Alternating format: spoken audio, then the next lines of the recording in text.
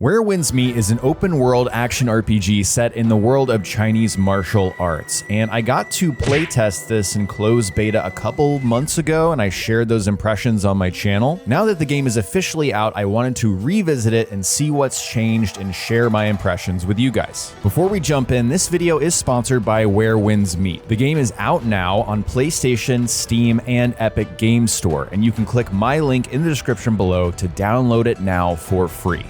Since I've already played this game, I think it's important to go back and talk about what's changed and what feels different. This time, it feels like the onboarding experience for new players is much improved. Following the tutorials and knowing where to go, how to advance the story, to me feels a lot more clear this time around. So clearly they took feedback and spent a lot of time polishing that first part of the game. If you didn't know, this is a game where you can go anywhere you want at any time. There's no like fixed pass or pressure. You can move through at your own pace. There's plenty of side activities to do. As you come across them in the world and you're exploring, you can decide to do these or not. It's really only very specific situations where you get locked into a campaign mission and you have to follow the fixed path. What I've noticed coming back to the game after a couple months is just how impressive the open world detail and also the feeling that you're actually in 10th century China feels in this game. From all of the NPCs that are walking around in the bigger cities, but also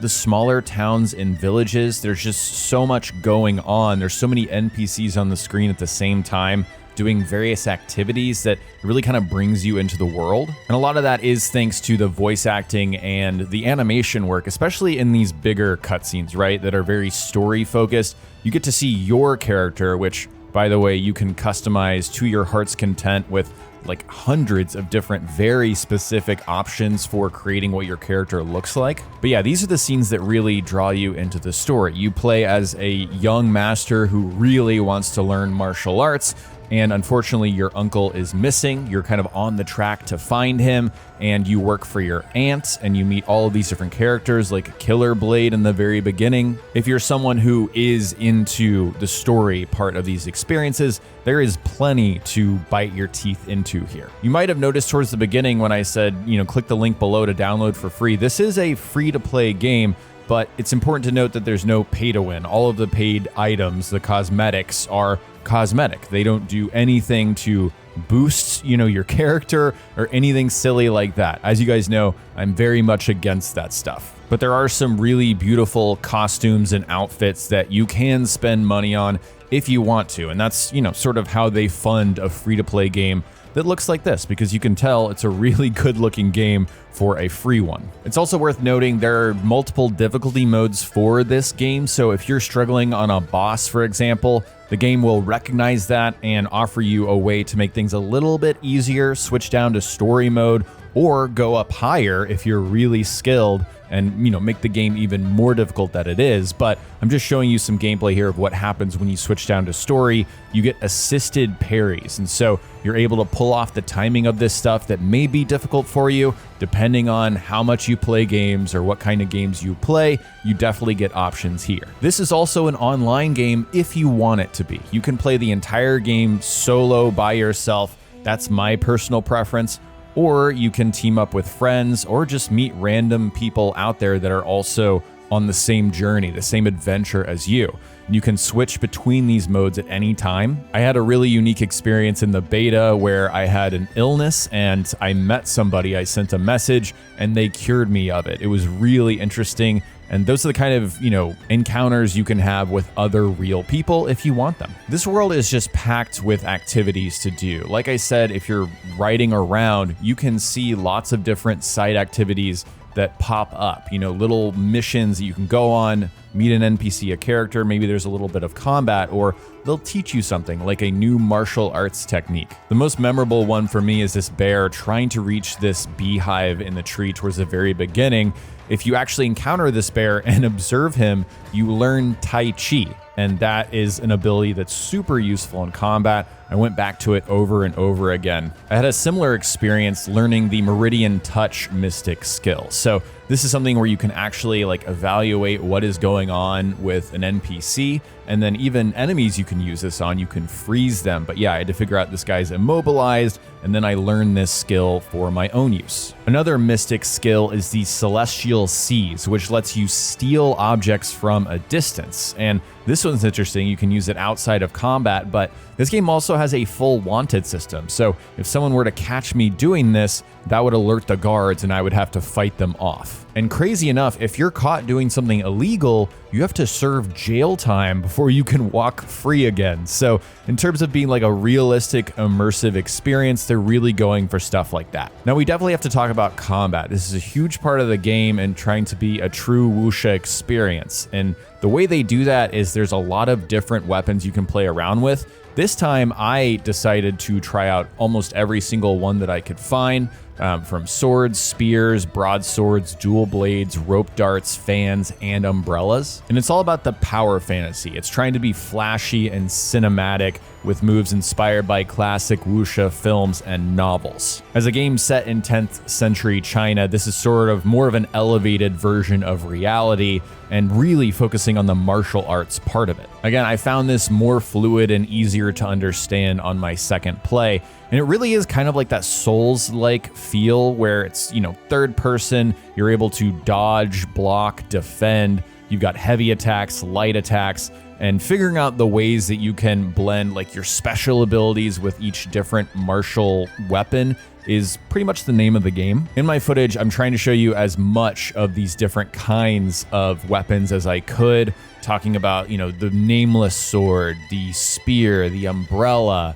the strategic sword. Each of these work differently. Some of them are ranged weapons, some of them are more close up, some of them are defensive, others are actually healing weapons. So you really do get to decide what kind of martial arts you specialize in. And as you level up, you get to upgrade this gear, it'll deal more damage, and you'll also invest in talents and skills, and you'll learn new abilities to use in combat and out of it. Oh, and I forgot to mention, you get a bow and arrow very early on, so you're also able to do some just standard ranged combat if you want to. If you are into that challenge though, I will say there are some insane boss battles, like the spectacle and the music and everything sort of, changes into this massive arena, and you get locked in because you really have to pay attention to what you're doing. And even on the recommended normal difficulty, this stuff is tough, but it really forces you to lock in. So if you are looking for that butt clenching kind of intensity,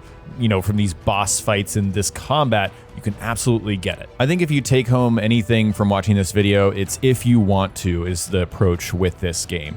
If you want a difficult Souls-like experience with massive boss battles that are going to challenge you, it's there. If you want to lay back and kind of chill, enjoy the story, the intensity of the battle's not really what you're looking for, you can do that as well. But really, the most impressive thing for me is how crazy the cities are. I mean, really, Kaifeng, when you get to a certain point in the story, it's like, I want to say 8 to 10 hours into the game, you'll visit this city and it's absolutely massive. There's so many people walking around and it's fully accessible. There's no building that's off limits. That's when I think this game really settles in and you're kind of, you're into the experience. You're through the teaching part of it and now you're fully invested in the story. But yeah, a lot of the in-game structures are faithfully recreated from ancient Chinese architecture. There's so many different regions in this game. So far, I've only experienced 2 of them, Qinghe and Kaifeng, but apparently the official sources have said there's going to be more than 20 regions of this size in the future. And again, all of them will be free. If they're as crazy detailed as these, then I can't wait to check them out. And it's not just story content like side missions you can do around the world. There's also like some mini games. If you really want to chill and lay back and just hang out with your friends in this game, you can do that. There's a sumo wrestling mini game that I found particularly interesting and entertaining. But genuinely, I think from the world design, just how this game looks moment to moment, riding around on your horse and just exploring the landscape is really pretty. I mean, there's so many grasslands and bamboo forests and waterfalls, all kinds of stuff that's constantly stealing your attention. And yeah, again, the game is completely open and free. You can do whatever you want at any time, so you can decide what you want to do. If that thing over there catches your attention, you can go explore it. You can even do some of the games co-op with friends if you have the opportunity to. It really is up to you. As I mentioned, they took a lot of feedback, and I've already felt improvements just from the build that I played 2 months ago. But the thing is, all future game content and DLC for this game, which is, intending to be a live game moving forward, is going to be free for everyone. So this really, it's not like a bait and switch situation where suddenly there's going to be paid content. This is just a free, evolving, and growing game. And if that's what you're looking for, I think Where Winds Meet is an absolutely excellent place to go. So yeah, guys, that is all I have for you with Where Winds Meet. Once again, thank you to Where Winds Meet for sponsoring this video. If you want to grab the game, it's out now on PlayStation, Steam, and the Epic Games Store. Click my link in the description below to download for free and try it for yourself. There's no obligation or anything like that. If you like it, you can continue playing it, but it is free. I hope you guys enjoyed this video. I hope you learned something new. If you did, remember to hit that like button. I'd really appreciate it. Also, subscribe to the channel for more videos like this and ring the bell so you don't miss my next one. Thanks so much for watching, guys, and I'll talk to you next time.